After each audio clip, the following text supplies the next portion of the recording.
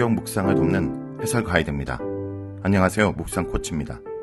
함께 읽고 나눌 말씀은 마태복음 8장 23절에서 34절까지 말씀입니다. 예수님께서 일으키시는 기적마다 사람들은 다양하게 반응합니다. 하나님께 영광을 돌리기도 하고 예수님을 거부하기도 합니다. 기적이 불신앙을 없앨 수는 없습니다. 예수님은 기적을 통해 하나님 나라가 이미 임했음을 보이십니다. 23절에서 27절에 읽겠습니다. 배에 오르심에 제자들이 따랐더니 바다에 큰 놀이 일어나 배가 물결에 덮이게 되었을 때 예수께서는 주무시는지라. 그 제자들이 나와 깨우며 이르되 주여 구원하소서, 우리가 죽겠나이다. 예수께서 이르시되 어찌하여 무서워하느냐, 믿음이 작은 자들아 하시고 곧 일어나사 바람과 바다를 꾸짖으시니 아주 잔잔하게 되거늘 그 사람들이 놀랍게 여겨 이르되 이가 어떤 사람이기에 바람과 바다도 순종하는가 하더라. 23절에서 27절은 예수님께서 강풍을 잠잠케 하시는 사건입니다. 강풍을 잠잠케 하신 사건은 8장과 9장에서 유일하게 자연에 대해 행하신 기적입니다. 제자들이 예수님과 배를 타고 동쪽을 향해 가던 중에 큰 강풍이 갑자기 몰아쳐 배를 뒤덮었습니다. 갈릴리 바다는 갑자기 강풍이 몰아치는 것으로 유명합니다. 배는 침몰 직전이었습니다. 배가 뒤집힐 상황인데도 예수님은 자고 계십니다. 제자들은 예수님을 깨우며 죽게 되었으니 구원해 달라고 외칩니다. 머리 둘 곳이 없이 순회하며 사역하는 예수님은 이 순간에도 피곤한 몸으로 배 위에서 자고 계셨습니다. 제자들이 두려워 떠는 모습과 잠을 자고 있는 예수님의 모습은 대조적입니다. 예수님께서 자고 계신 것은 땅에서 머리 둘 것 없이 사시는 그의 고난을 묘사하는 동시에 역설적으로 예수님이 하나님만이 행하시는 권위를 갖고 계신 분임을 암시합니다. 누구도 예수님을 위협할 정도로 그분의 권위 위에 있지 않기 때문에 예수님은 평안히 계십니다. 다시 말해 예수님을 두렵게 할 수 있는 존재는 없으므로 가장 강한 자로서 평안히 주무신 것입니다. 시편 121편은 하나님은 주무시지 않는 분으로 묘사하지만 정반대로 44편 23절에서 24절은 주무시는 하나님을 깨우는 장면을 묘사합니다. 특별히 시편 44편 23절에서 24절은 풍랑을 만난 제자들이 예수님을 깨우면서 하는 말과 매우 유사합니다.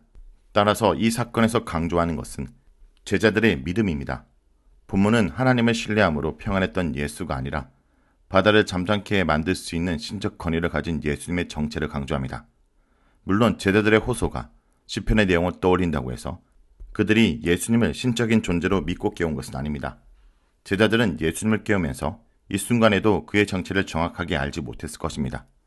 이는 어려움에 빠진 자가 대단한 재력가인 아버지의 실제 능력을 알지 못한 채 자신의 처지에 무관심한 것처럼 보여서 왜 자식의 어려움을 돌아보지 않는지 원망하는 투로 말하는 것 같습니다. 제자들이 온 바다가 진동하는 모습을 보면서 겁에 질리게 된 것은 인간으로서 당연한 반응입니다. 그러나 제자들은 책망을 받습니다. 자신들과 함께 계시는 예수님이 자연을 통제하는 분임을 아직도 알지 못하기 때문입니다. 다시 말해 제자들의 두려움은 예수님의 정체를 정확히 알지 못해서 생긴 것입니다.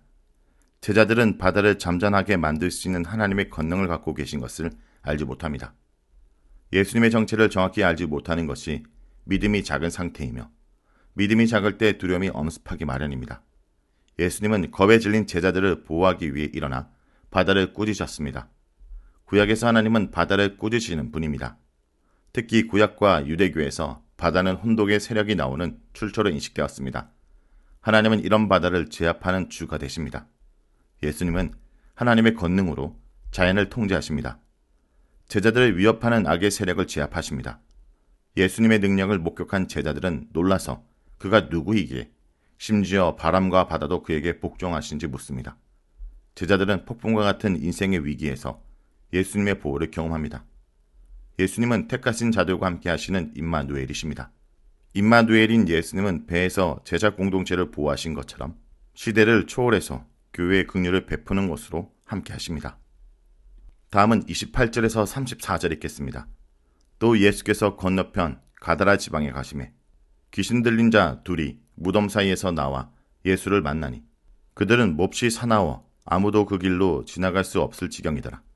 이에 그들이 소리질러 이르되 하나님의 아들이여 우리가 당신과 무슨 상관이 있나이까?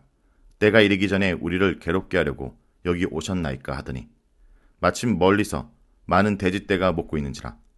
귀신들이 예수께 간구하여 이르되 만일 우리를 쫓아내시려면 돼지떼에 들여보내 주소서 하니 그들에게 가라 하시니 귀신들이 나와서 돼지에게로 들어가는지라.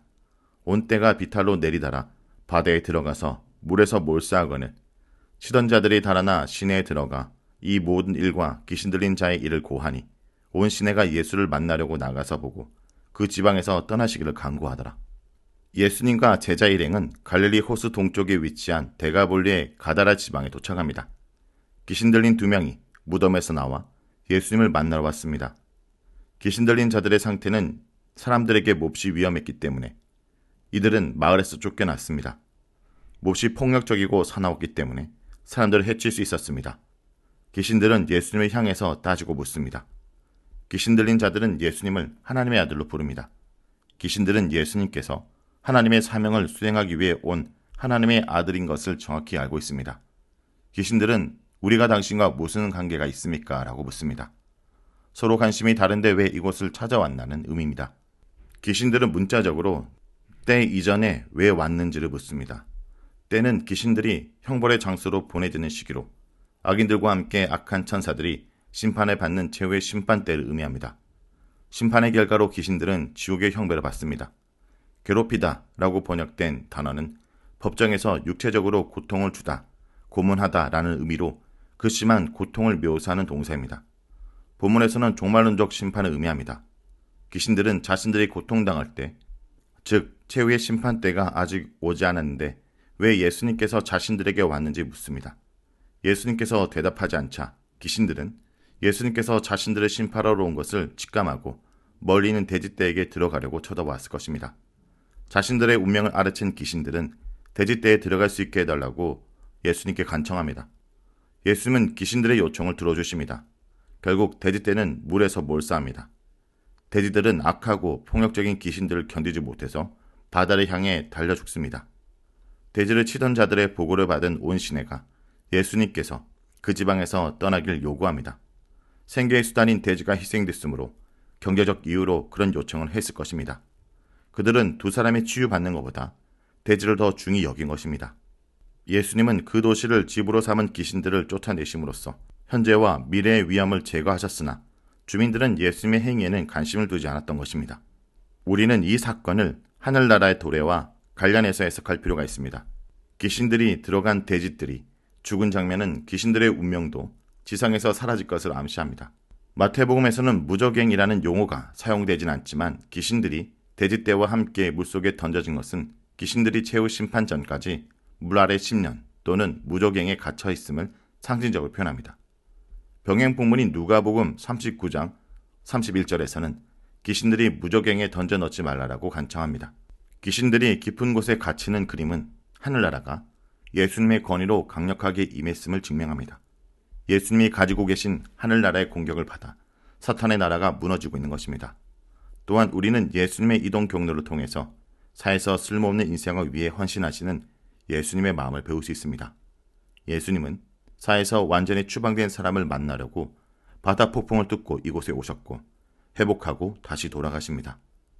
예수님은 의도적으로 제자들을 데리고 오셔서 국리를 가르치기 위해 현장 교육을 한 것입니다.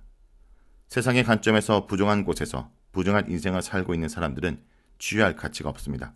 이런 사람들을 위해서 희생하는 것은 합리적이지 않습니다. 오히려 낭비로 여깁니다. 그러나 제자는 죽어가는 사람을 회복하는 사명을 받았습니다. 사람의 목숨은 천하보다 귀합니다. 낭비처럼 보일지라도 사람을 회복하는 일이라면 하늘나라의 사역인 것입니다. 자, 여기까지가 마태복음 8장 23절에서 34절까지 말씀입니다. 오늘 말씀을 통해 우리는 무엇을 묵상하고 적용해야 할까요? 믿음이 작을 때 환경에 흔들리게 됩니다. 갈릴리 바다에 큰 물결이 일어나 배가 잠기게 되자 어부 출신인 제자들조차 죽음의 두려움에 사로잡혀 예수님을 깨우며 도움을 요청했습니다. 잠에서 깨어나신 예수님은 제자들의 믿음이 작은 것을 책망하셨습니다. 성도 여러분, 우리의 믿음은 어떻습니까? 예수님을 창조주, 만유의 주로 고백하고 나와 함께 하신다는 것을 믿고 있다면서도 때로는 환경 때문에 쉽게 두려움에 사로잡히고 있지는 않습니까? 성도 여러분, 우리의 인생의 배에 누가 타고 있는지 기억하기 원합니다. 우리 인생의 배에 우리가 저항할 수 없는 큰 풍랑이 일지라도 그 배에는 예수님이 함께 계십니다. 우리 인생을 다스리고 주 되신 그 주님께 오늘도 믿음의 눈을 들어 바라보며 폭풍 가운데도 평안을 누리는 주의 백성들이 되길 간절히 기도드립니다.